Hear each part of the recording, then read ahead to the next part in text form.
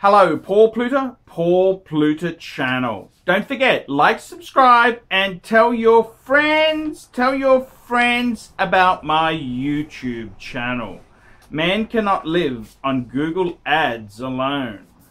Okay, let's have a look here. Let's jump straight into the paid reviews because I need money, fuckers. Let's be honest there. I can't survive on the Google Ads. Paid reviews keeps me going. Hi Archie, first of all, I love your videos. They are not only informative, but very entertaining. I completely get it. Not like some of the other trolling cunters out there that take things too seriously and literally and need to back the truck up. Anyway, I'm sending you 50 British pounds on PayPal for a review of my collection and a video if you like, but not necessarily. If you do one, please don't mention my name, just call me Peppa Pig. I would like some advice on my next purchase, which I suspect will be a Rolex. I've only recently become addicted to mechanical watches, although some of my older quartz pieces are not too shitty, and quartz has its place in the collection. For example, when I go diving, I prefer the reliability of a quartz diver, but for everyday casual use, I prefer the soul and character of an automatic watch. My collection as it stands from oldest to newest. Omega Seamaster Professional 300, MIDI 36mm blue wave dial, quartz. I got this watch about 20 years ago when I got my first job and used it quite frequently for diving. Excellent tool watch in my opinion, and is also quite dressy due to the mid-size. Next piece. Seiko Alpinist, Japanese domestic model, SARB 017, which I use for outdoor activities when I don't want to fuck up my more expensive watches. Next piece. Seiko Presage SARX 035, sunburst black dial, sapphire glass, anti-reflective, quality steel bracelet with solid end links, and both case and watch are coated in Seiko's Day Shield, which makes it more scratch resistant. The scratch resistance is noticeable as it's my daily beater, unless I have important meetings, in which case I wear my man on the fucking moon. My other watches tend to scratch more easily. You might look down a bit on this watch, but for the price, it's a beautiful watch, plays very nicely with the light, and the finish is fantastic. He goes on to say the finish is fantastic. An added bonus is that it's performing 2 + 2 or minus seconds a day. Maybe I was lucky.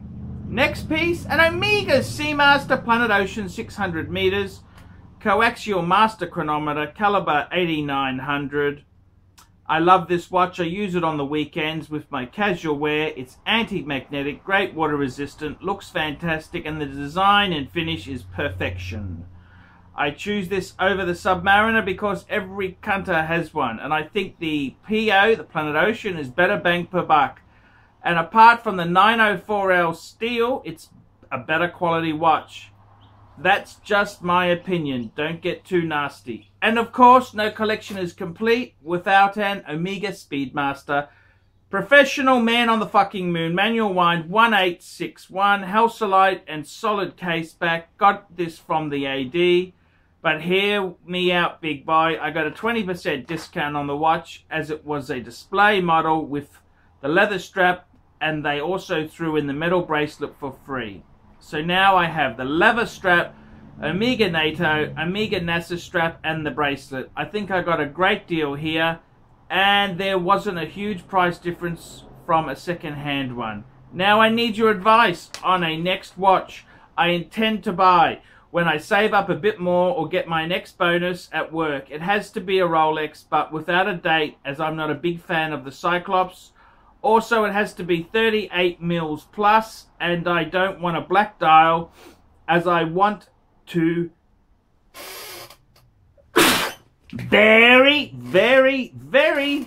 he wants to vary the colors a bit. I'm considering a Milgauss blue or Oyster Perpetual, either blue or rhodium. Not sure what to do here. Or do you have any other suggestions? I have come to you because you're the pontiff. and say it how it is. Best regards, Peppa Pig. P.S. I also have some older Seikos I inherited from my father who passed away earlier this year. They are quartz, but have huge sentimental value. So in this respect, one person's shitter is another person's fond memory of loved ones. Also, I am married with 2 beautiful kids, and I hope someday I can pass some of these watches on so they have a little something to remember me by. Thank you, Peppa Pig! So let's have a look there. We've got a nice spread of watches.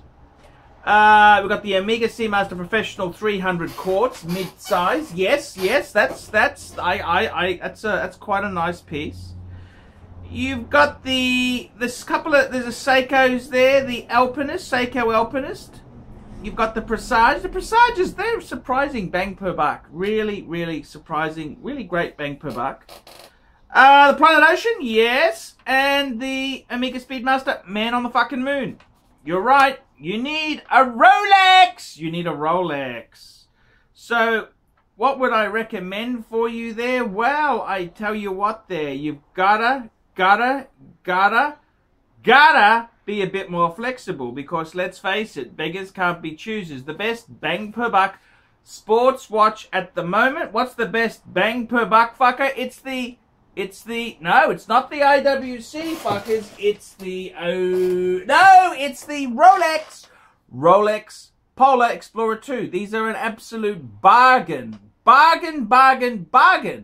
But they got the horrid Cyclops. Well, I gotta tell you, when you're 44 years old and your eyesight starts to go down, suddenly that ugly Cyclops is very fucking useful. So I gotta tell you, nothing wrong with that at all.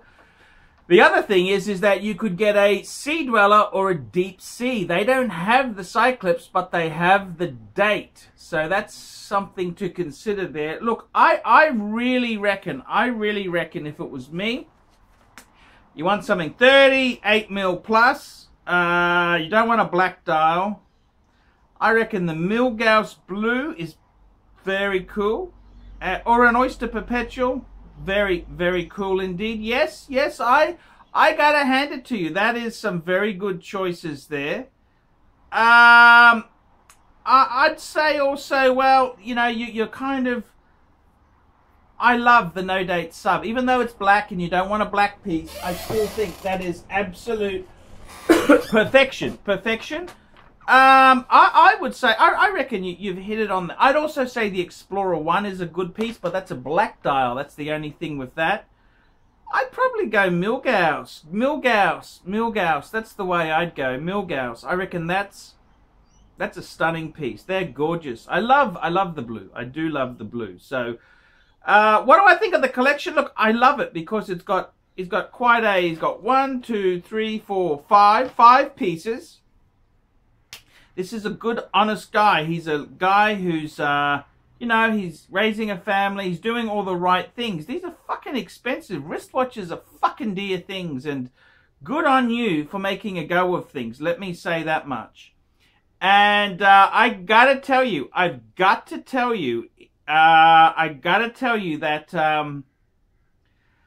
I really do like how you're getting, you know, just because you like the watches, you can start. The Seikos are great.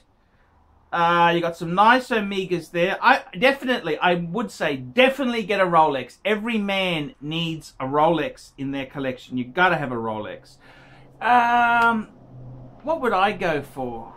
Ooh, see, I would probably, if you don't want the Cyclops, which I understand, I reckon the Sea Dweller is an absolute gorgeous piece, because it, you know, you get a 40mm one of those. I love the Explorer 1. I think that is cool. But I got to tell you, the 39mm Oyster Perpetual in the blue, schmicko indeed. That would be a great choice. But I'd probably go Milgauss. I really would, because, you know, it's kind of sports. It's a special scientist watch. I would probably be going Milgauss. If it was me, that's what I reckon. That'd be sort of like the grail piece in the collection. You know, that'd be a really cool piece to have.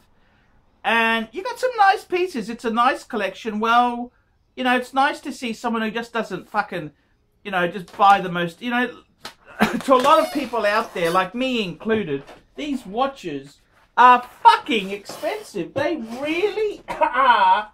They really are expensive. They really are expensive. So it's good to see them, you know, go through the process. What piece fits the collection best? What's the best one? So I like it. I really do like it. The only problem with those Milgauss Blue and the Oyster Perpetua, you're going to be paying so much close to retail. That's the only thing, you know. I love the Explorer too because it's bang per buck, which is very important because you got to make your bickies count because it's hard to earn a quid out there. It's fucking hard. So I love the collection. I love the progression. I reckon a Rolex is the way to go. Keep up the good work, and thank you for watching Archie Luxury and Paul Pluta on the Paul Pluta channel. See you later, fuckers.